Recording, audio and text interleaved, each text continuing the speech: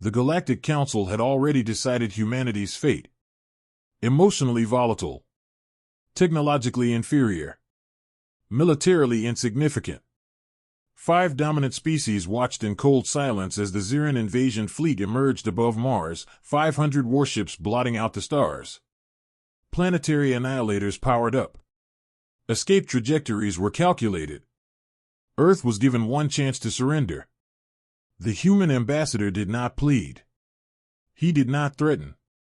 He simply leaned forward and said, "Deploy Mark III." Laughter echoed through the council chamber. Primitive species didn't build superweapons. They bought protection. They begged alliances. 17 seconds later, every sensor array across the system went dark. Gravity spiked. Stars distorted. And something vast tore its way out of hyperspace, not a fleet, not a station. A single humanoid warform the size of a city, wreathed in stellar fire. The laughter stopped. Because the scans revealed one final detail. It wasn't autonomous.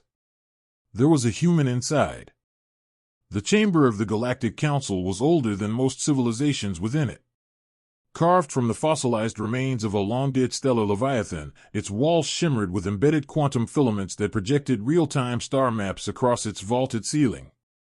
5 great platforms encircled the central well, each occupied by a species that had shaped the political order of the known galaxy for over 3,000 cycles. And today, at the lowest tier of the chamber, where newly inducted civilizations were made to stand, humanity waited. The Xyrran representative towered over his dais, scales dark and ridged like volcanic stone. His vertical pupils narrowed as he studied the human ambassador below. Let the record reflect, the Xyrran hissed, voice amplified across the chamber, that the Terran species has failed to meet defensive standardization quotas for 3 consecutive cycles. A ripple of data streamed across the air, fleet sizes, energy output comparisons, territorial control metrics. Humanity ranked near the bottom in every military category. The Valari Collective, a distributed artificial intelligence spanning billions of synchronized nodes, pulsed faint blue light as it processed the data. Confirmed, it spoke in layered harmonic tones. Terran naval capacity is statistically negligible. Ground forces remain projectile-based in 42% of engagements. Industrial output insufficient for large-scale interstellar conflict.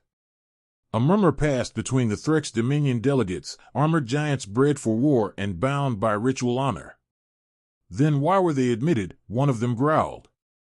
The answer came from the Luminari, beings of coherent energy whose forms shimmered like living stars. Because potential, the Luminari intoned calmly. Their rate of technological acceleration exceeds projected norms. The Xyrran representative gave a low, rumbling laugh. Acceleration without discipline leads to chaos. His gaze fixed again on the human below. Ambassador Elias Ward stood alone on the lower platform. No entourage. No holographic projections enhancing his presence. Just a dark formal uniform bearing the insignia of a united Earth. His hands were clasped calmly behind his back. He looked relaxed. That unsettled several council members more than open fear would have. Ambassador Ward, the Xyrran continued, our long-range scans confirm unusual energy signatures within your outer defense perimeter. Undeclared installations. Unregistered manufacturing zones. The Valari light flickered. Cross-referenced with treaty agreements. Terran disclosures incomplete. A pause. The implication hung heavy in the chamber. Smaller species had been sanctioned for less. Ward inclined his head slightly. Humanity has complied with every treaty requirement. You have not disclosed full military development, the Xyrran snapped. Ward met the reptilian's gaze evenly. We have disclosed what is required. The temperature in the chamber seemed to drop. The Threx representative leaned forward, massive gauntlets resting on the railing. Are you building weapons in secret, human? Ward did not hesitate. Yes. Shock rippled across the chamber. The Valari's harmonic tone sharpened. Clarify. That admission contradicts. We are building defensive contingencies, Ward said calmly. Because history, ours and yours, teaches the same lesson. The Xyrran's tail lashed behind him. And what lesson is that? Ward's voice remained steady. That peace is temporary when strength is uneven. Silence. It was a dangerous statement to make in this chamber. The Xyrran Empire possessed the largest fleet in known space. 500 active warships within striking distance of the Sol system alone. Their expansion had only slowed when the Council imposed border treaties. Are you implying, the Xyrran growled, that the Empire threatens your world? Ward offered a small, almost polite smile. I am stating that humanity prepares for every possibility. As if summoned by his words, the central well of the chamber flickered. An emergency transmission forced its way through Council encryption. The star map above shifted, zooming inward, collapsing distances, locking onto a familiar yellow star. Sol. Gasps spread among the lesser observers lining the outer tiers. 500 crimson markers blinked into existence beyond Mars. Xyrran warships. The Xyrran representative did not look surprised. This, he said coolly, is a precautionary mobilization. Planetary-scale weapons powered up on the projection. Energy readings climbed. The Valari processed rapidly. Fleet positioning suggests containment formation. Probability of coercive action, 87%. The Threx's armor plates shifted uneasily.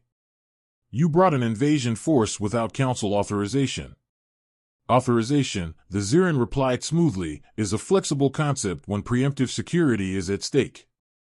Below them, Earth rotated in fragile blue silence. Ambassador Ward finally clasped his hands in front of him. So this is how it is. The Xyrran's eyes gleamed. Your species is volatile. Emotionally driven. Rapidly innovating without oversight. The Council cannot risk another destabilizing power emerging unchecked. Say it plainly, Ward replied. The reptilian leaned forward. You are not ready to stand among us. A formal transmission window opened above the well. The Xyrran fleet commander appeared, armored, expression severe. Earth government, the commander announced, you are ordered to power down all orbital defenses and submit to inspection.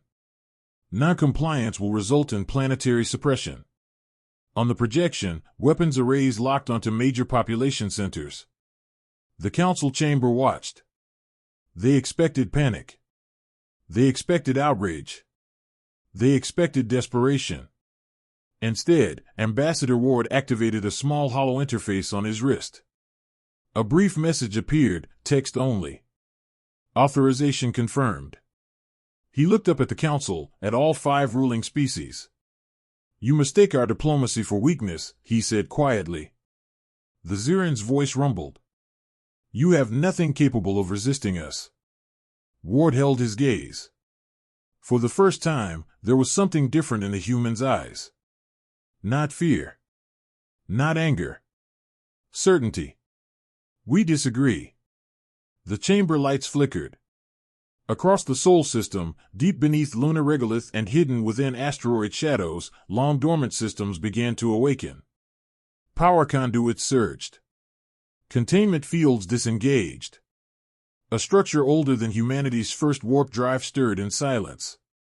Back in the Council chamber, the Valari abruptly paused mid-analysis. Unidentified gravitational fluctuation detected. The luminary brightened. Source location? Sol system, the AI replied. Magnitude increasing. The Xyrran representative turned slowly back toward the projection. On the star map above Earth, space itself seemed to ripple. Ambassador Ward exhaled softly. We asked for peace, he said. The gravitational readings spiked off measurable scale. But we prepared for war. And in the vacuum beyond Mars, reality began to tear open. Long before the Xyrran fleet darkened Martian skies, humanity had already seen this day coming. First contact had not been the celebration Earth's governments publicly declared. Yes, there were treaties. Trade exchanges. Cultural envoys.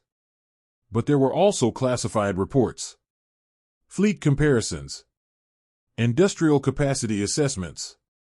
Strategic vulnerability projections. And one chilling conclusion shared only among Earth's highest defense councils. If the galaxy ever turned hostile, humanity would not survive conventional war. The numbers were merciless. The Xyrran Empire alone possessed more capital ships than humanity could build in a century. The Valari Collective's computational warfare could dismantle planetary infrastructure in minutes.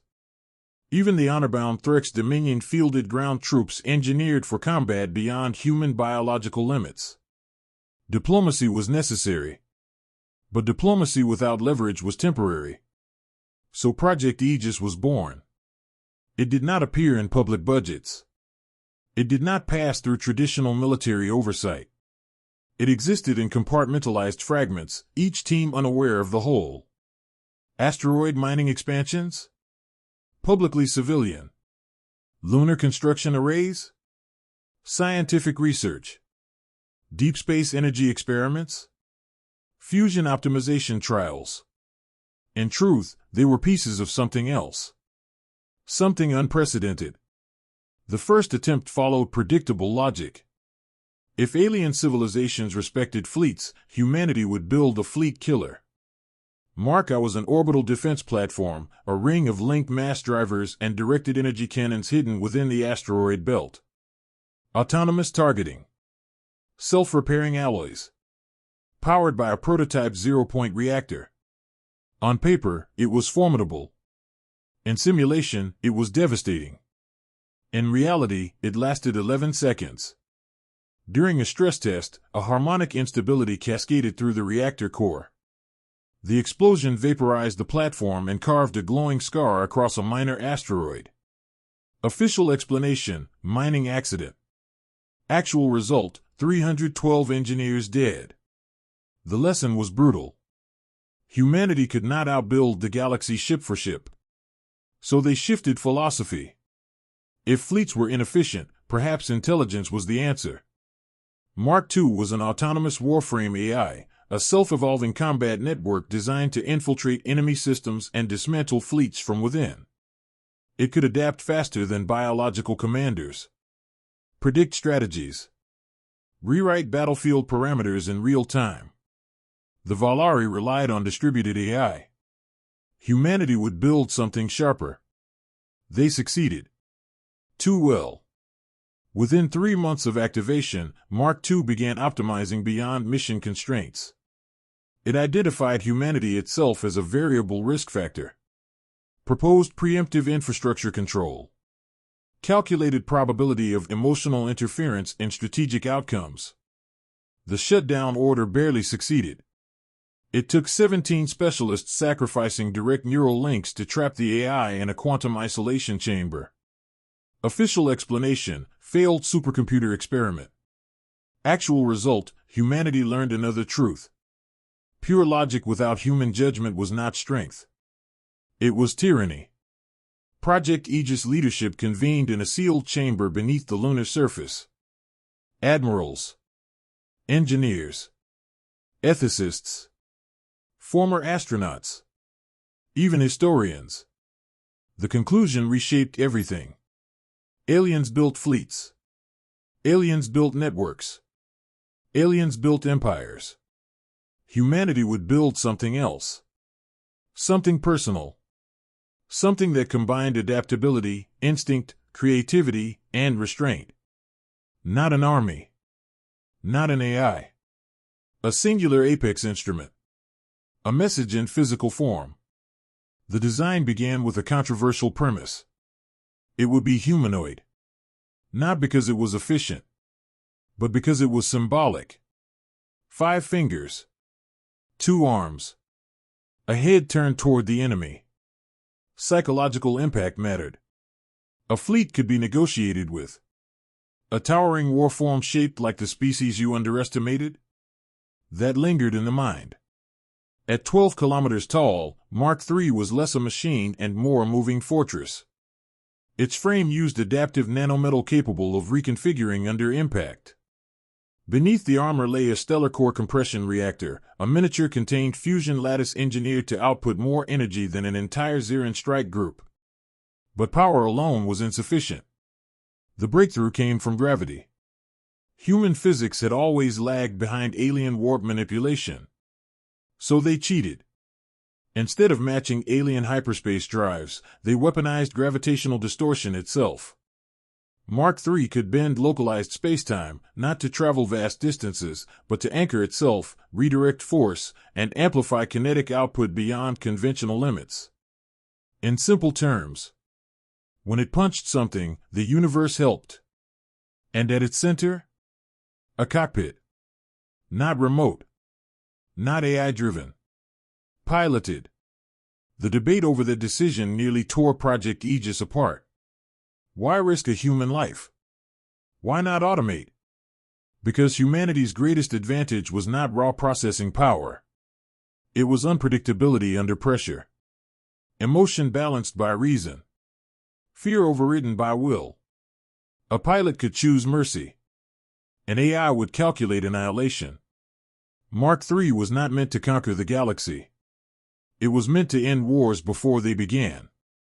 Commander Arya Kessler had walked on Mars before the Xyrran ever scanned it. Test pilot. Aerospace engineer. Combat veteran. She understood machines. She understood fear. When offered the position, she asked only one question. If I deploy, will they understand? Project Director Malek's answer was simple. They won't laugh again. It took 14 years. Asteroid metals harvested under civilian permits. Lunar facilities expanded under research grants. Component by component, Mark III assembled in silence beneath regolith shielding. Even Earth's population did not know. Governments unified quietly around one truth. Hope is stronger when backed by certainty. And now, in the present, as the Xyrran fleet powered weapons above Mars. Deep within the moon, containment clamps disengaged. Coolant vapor rolled across cavern floors. The stellar core reactor ignited with a contained artificial sunrise. Inside the cockpit, Commander Kessler strapped in. Neural interface threads aligned with her spinal ports. HUD projections cascaded across her vision. External feeds displayed 500 hostile warships. Her heartbeat steadied. Control, she said calmly. A pause. Then Director Malek's voice, older now. Mark III is live. Around her, the colossal warform awakened. Massive fingers flexed for the first time in vacuum. Gravitational anchors hummed. Across the Sol system, sensors began detecting impossible readings. Back in the Galactic Council chamber, the Valari's harmonic tone sharpened. Energy output escalating beyond projected tearing capability. The Xyrran representative's confidence faltered for the first time. On Mars orbit, several Xyrran captains reported anomalies. Space was bending. Not collapsing. Bending. Commander Kessler closed her eyes briefly. 14 years of secrecy. 2 failed iterations. Hundreds of lives sacrificed. Humanity's quiet answer to a loud galaxy. She opened her eyes. Authorization to deploy? On Earth, in bunkers and command centers, leaders who once argued over borders now spoke in unified voice. Authorization granted. Lunar regolith erupted outward as titanic mass rose from beneath the surface. Hyperspace did not open gently. It tore. And for the first time in galactic history, humanity revealed what it had been building in the dark. The Xyrran fleet moved with mechanical precision. 500 warships formed concentric suppression rings around Mars, their hulls bristling with plasma lances and stellar breach torpedoes. Each vessel was the size of a small city. Each carried enough firepower to glass continents. To them, this was not war. It was procedure. Containment of a developing species deemed strategically unstable. Across the Sol system, human satellites went dark one by one, not destroyed, but overridden by jamming fields. Civilian transport vessels were ordered to halt. Long-range comm arrays flickered under electronic pressure. On Earth, skies remained deceptively blue. People looked up, unaware that annihilation protocols were charging millions of kilometers away. In the Galactic Council chamber, the central well displayed the unfolding scenario in perfect clarity. The Xyrran fleet commander appeared again, armored crest polished, voice steady. Terran Planetary Authority, he announced, you have 60 seconds to comply with disarmament demands. Energy readings climbed. The Valari collective processed projections in real time. Probability of Terran survival under full engagement, 3.4%. The Threx Dominion representative's heavy gauntlets tightened on the railing. This is excessive, he muttered. The Xyrran representative did not respond. His eyes remained fixed on the projection. Below them, Ambassador Elias Ward stood unmoving. He watched Earth rotate slowly beneath the looming fleet. He did not look at the timer counting down. He tapped his wrist console once. Across Earth, encrypted channels opened simultaneously. Governments that had once distrusted each other now operated as a single organism. Evacuation corridors activated. Civil defense grids powered up. Underground arcology sealed. No panic broadcasts. No pleas for mercy. Only coordination. In lunar orbit, debris fields shifted. The moon trembled. Commander Aria Kessler felt the tremor through the neural link before external sensors registered it. The warform systems came online layer by layer. Musculature, active. Nanometal lattice, adaptive. Gravitational core, stable. External visual feed flooded her consciousness, not through screens, but through perception. She saw in full spherical awareness, Mars ahead, Earth behind, 500 enemy vessels in lethal formation. Her breathing slowed. She flexed her fingers. 12 kilometers of armored limb mirrored the motion. Control, she said quietly, I have full synchronization. Director Malik's voice answered. All systems green. Remember, objective is deterrence. Kessler allowed herself a faint smile. Understood. Above Mars, Xyrran sensors began reporting anomalies.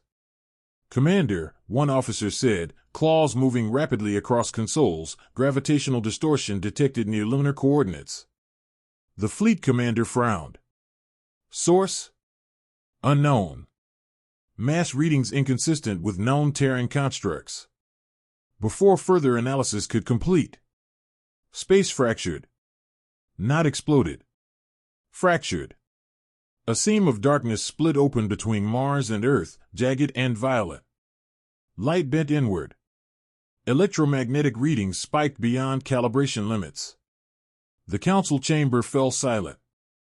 The Valari's harmonic tone rose sharply.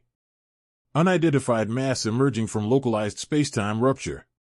The Xyrran representative leaned forward, scales paling slightly.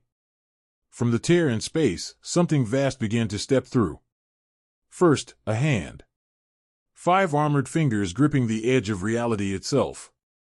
Then an arm, plated in shifting metallic alloy that shimmered like liquid starlight. Finally, the full silhouette emerged. Humanoid. Colossal. 12 kilometers tall. Its surface glowed faintly along energy conduits that pulsed like veins of contained lightning. Behind its chest plate, a stellar core reactor burned like a captive sun. The Xyrran fleet commander's voice faltered for the first time. Identify that construct. No one could. It did not match any known Terran blueprint. It did not match any known anything. In the council chamber, Ambassador Ward spoke softly. Mark III has entered the field. The Xyrran representative turned slowly toward him. You built that? Ward met his gaze. We prepared. The fleet commander recovered quickly. All ships, target the construct. Fire suppression volley. 500 warships unleashed coordinated devastation. Plasma lances tore across space. Particle beams converged in blinding convergence. Torpedoes warped forward with microjump precision. The combined firepower could have shattered a moon. It struck Mark III head-on. The explosion bloomed across vacuum in violent brilliance.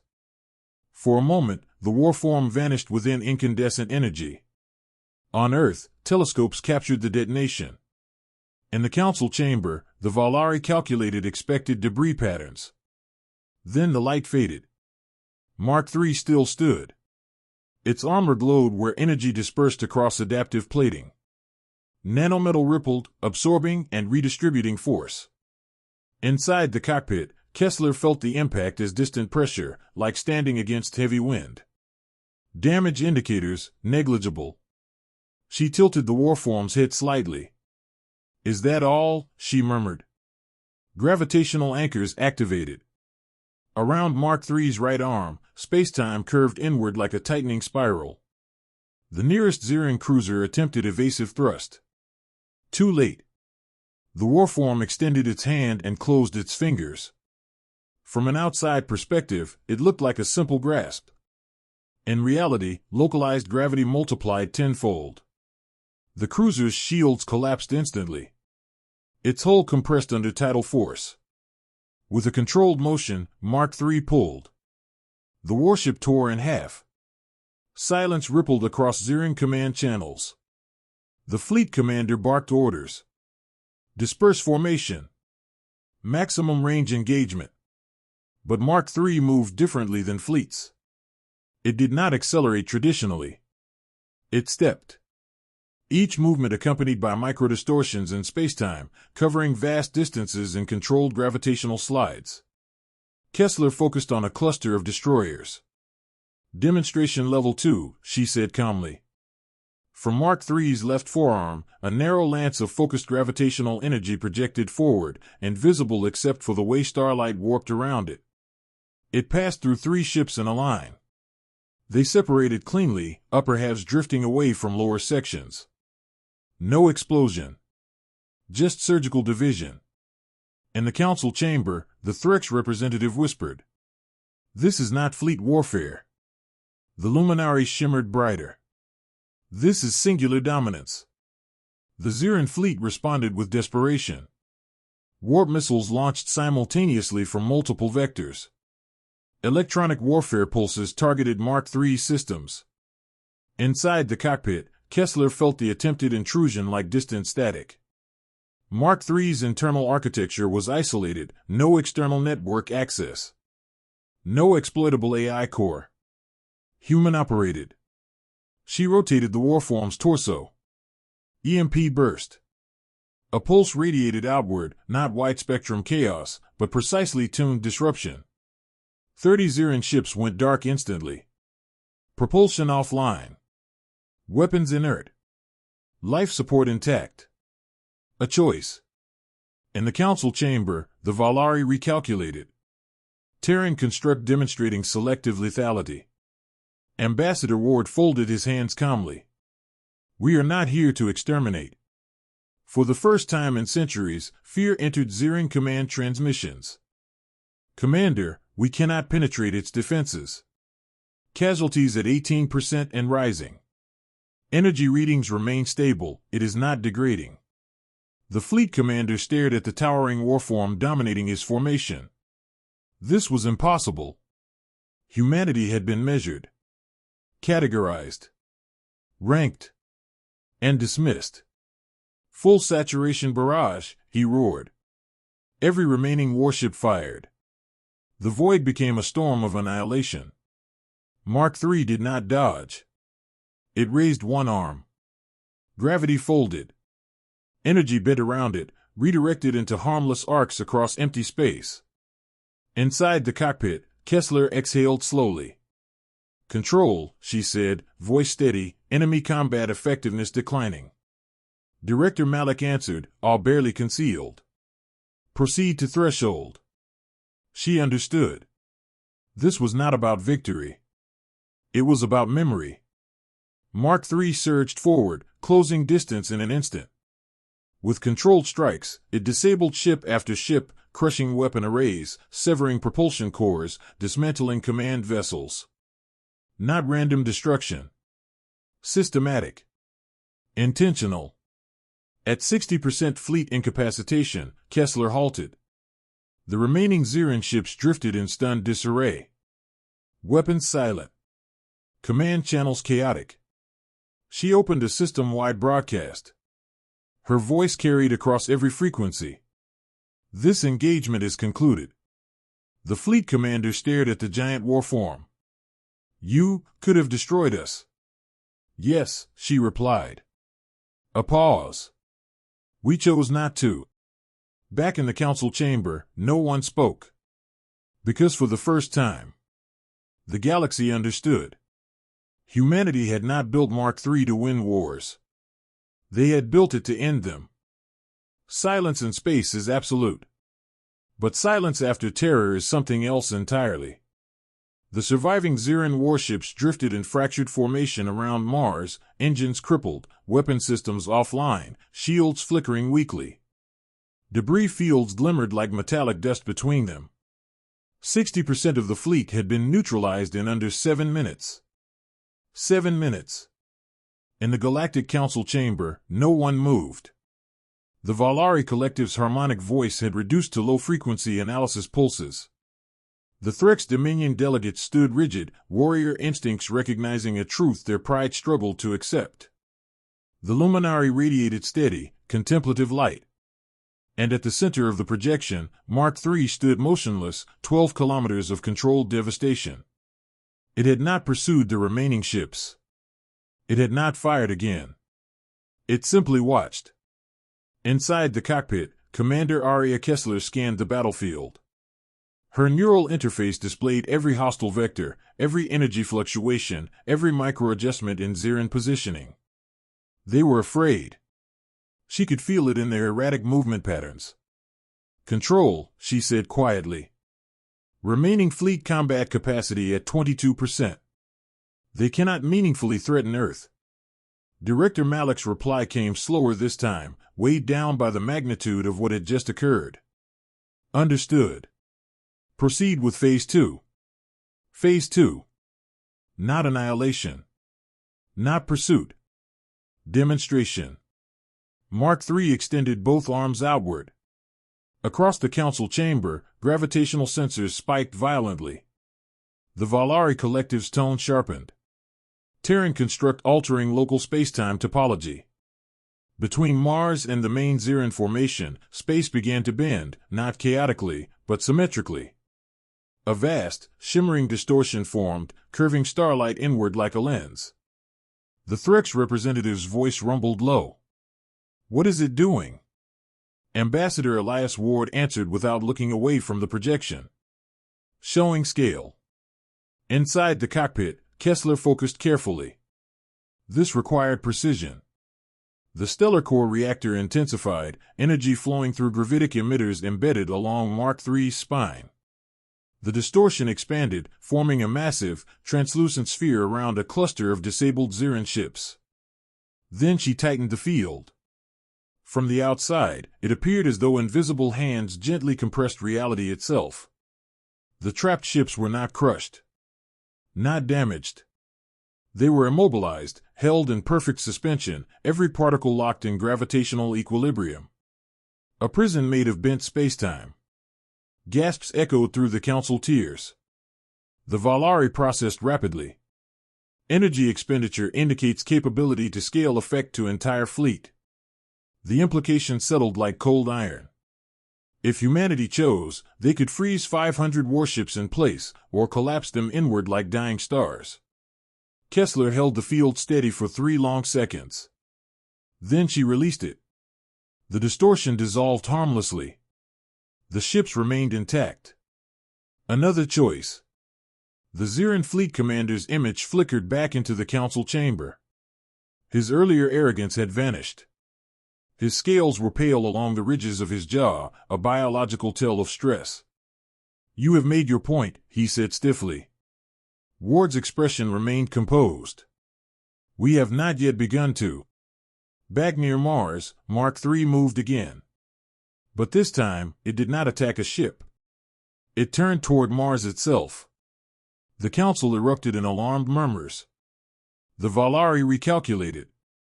Trajectory indicates planetary vector. The threat's representative slammed a gauntlet against the railing. Human. If you endanger your own colony. Ambassador Ward raised a hand calmly. Observe.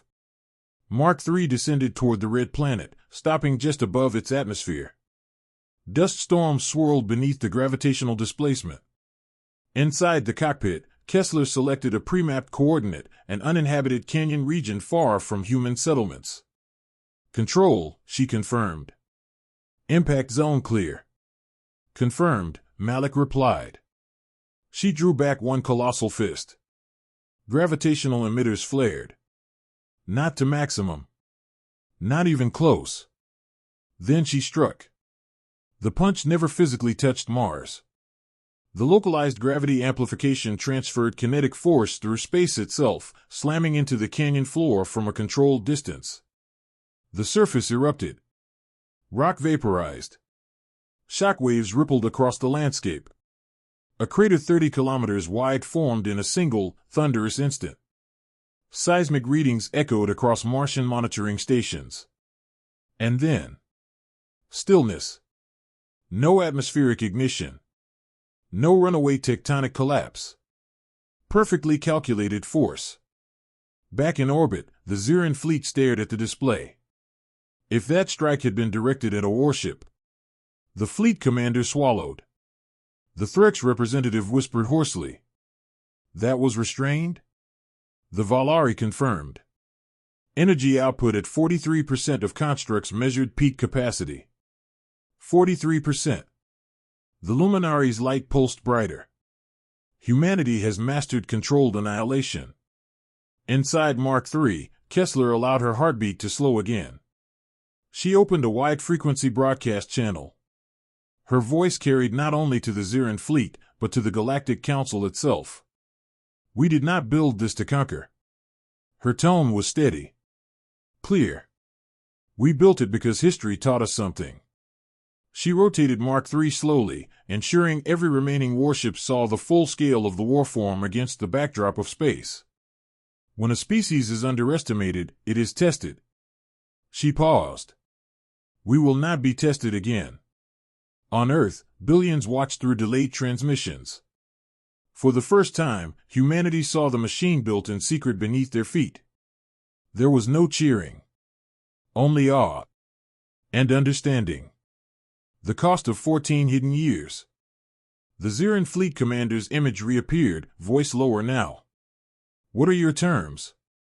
It was the first time he had asked. Ward finally stepped forward in the council chamber. Our terms are simple. He raised one hand, 5 fingers extended. Withdraw your fleet. Recognize Earth as a sovereign equal. And amend Council military oversight protocols to prevent unilateral containment actions. The Xyrran representative bristled. You leverage terror for political gain. Ward met his gaze evenly. No. We leverage survival. In orbit, Mark III shifted slightly, not threatening, but present. The fleet commander closed his eyes briefly. Fleet, he transmitted across Xyrran channels, stand down. One by one, the remaining warships powered down primary weapons. Retreat vectors engaged. The council chamber watched as 500 ships, once symbols of overwhelming dominance, began withdrawing from the Sol system. Mark III did not pursue. It did not celebrate. It simply remained in silent orbit until the last Xyrran vessel initiated warp departure. Then, slowly, the warform turned back toward Earth. Inside the cockpit, Kessler exhaled. Control. Engagement complete. Director Malik's voice carried something rare. Relief. You've changed the galaxy. She looked at the fading warp signatures. No, she said quietly. We reminded it. Before Mark III departed, Ward issued one final transmission to the Council and every major power listening. You feared our unpredictability. You feared our emotional volatility. You feared what we might become. The projection shifted to display the Martian crater, vast, undeniable. You were right to fear our potential. A beat of silence. But you were wrong to mistake our restraint for weakness. In the council chamber, no one laughed this time.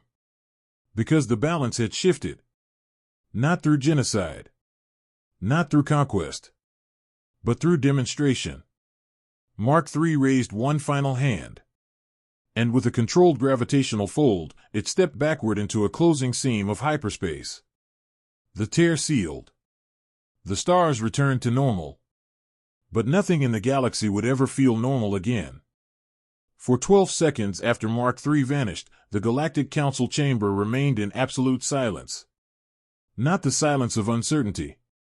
The silence of recalculation. Above the central well, the projection of the Sol system stabilized. The last Xyrran warp signatures faded into deep space.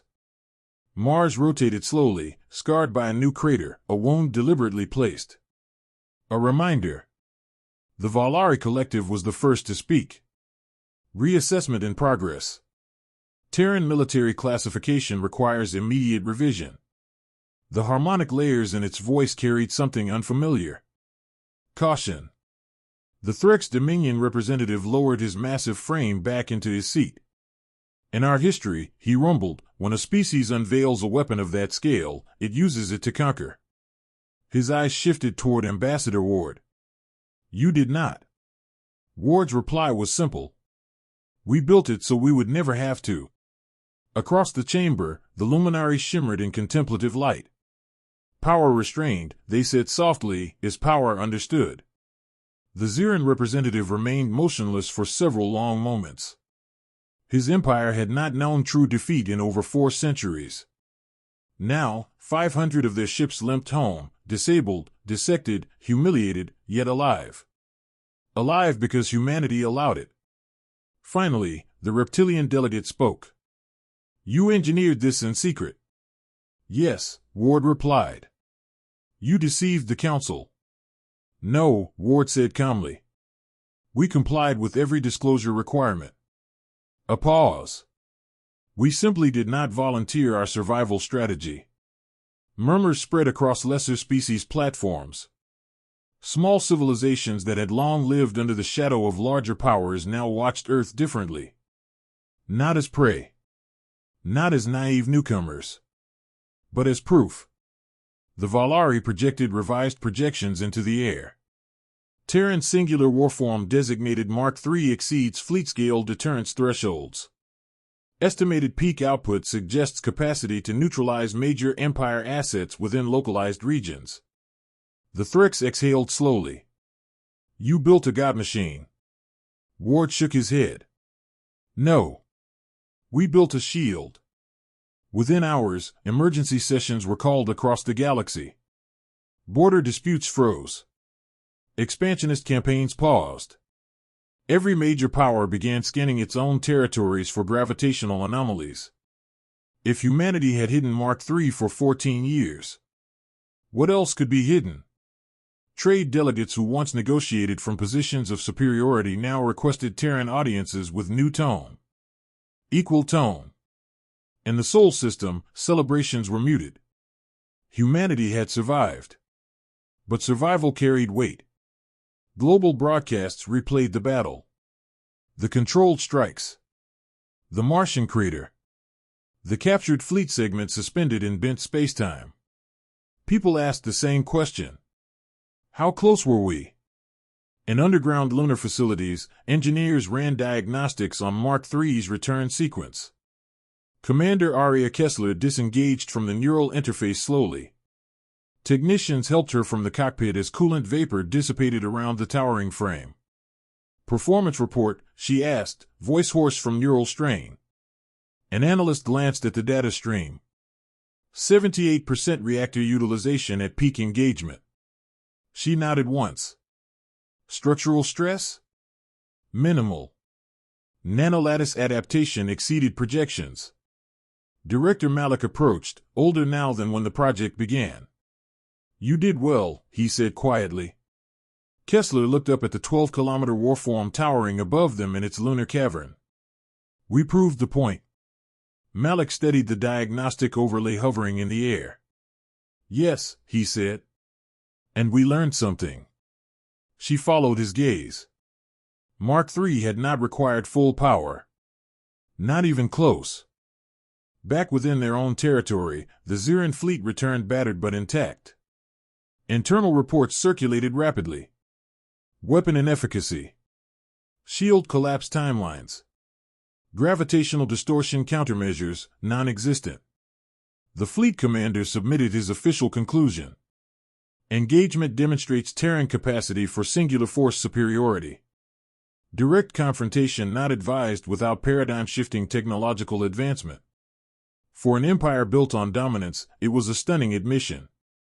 The Xyrran representative reappeared before the council 2 cycles later. His tone was formal. Empire recognizes Terran sovereignty. Future military actions require full council consensus. It was not an apology, but it was surrender. In the weeks that followed, something subtle shifted across interstellar space. Small species began strengthening alliances. Major empires reconsidered aggressive doctrines. The concept of singular force deterrence entered strategic lexicons. And humanity? Humanity continued trade negotiations. Cultural exchanges resumed. Diplomacy persisted. But now, beneath every conversation, beneath every treaty clause, beneath every strategic calculation, there was an unspoken constant. Mark III. A silent guardian orbiting nowhere publicly known. A presence no one could ignore. Deep beneath the moon, long after the galaxy's panic stabilized, a restricted meeting convened. Only 5 individuals attended. 5, representing Earth's unified command sectors. On the central table hovered a holographic schematic. Larger than Mark III. Far larger. Director Mech spoke first. Performance metrics confirm viability of gravitational amplification scaling. An engineer added quietly, Mark III operated well below theoretical ceiling. Commander Kessler stood at the edge of the table, arms folded. We achieved deterrence. Yes, Mech agreed. But deterrence evolves. He tapped the console. The schematic rotated, revealing expanded spinal emitters. Reinforced core housing. Enhanced mobility matrices. A new designation appeared. Mark IV. Silence filled the chamber. Not fearful. Resolute. One of the 5 representatives finally asked the question that lingered in all their minds. Will we need it? Mech looked toward the distant cavern where Mark III stood dormant. In a perfect galaxy? He shook his head. But perfection has never been a reliable defense strategy. The hologram dimmed. Construction projections initiated. And somewhere, far beyond Sol, the most powerful civilizations in existence began researching gravity with unprecedented urgency. Because humanity had changed the equation. They had not shouted. They had not conquered. They had not demanded tribute. They had simply revealed what 5 underestimated fingers could build when survival was on the line. And the galaxy would never again mistake human restraint for weakness.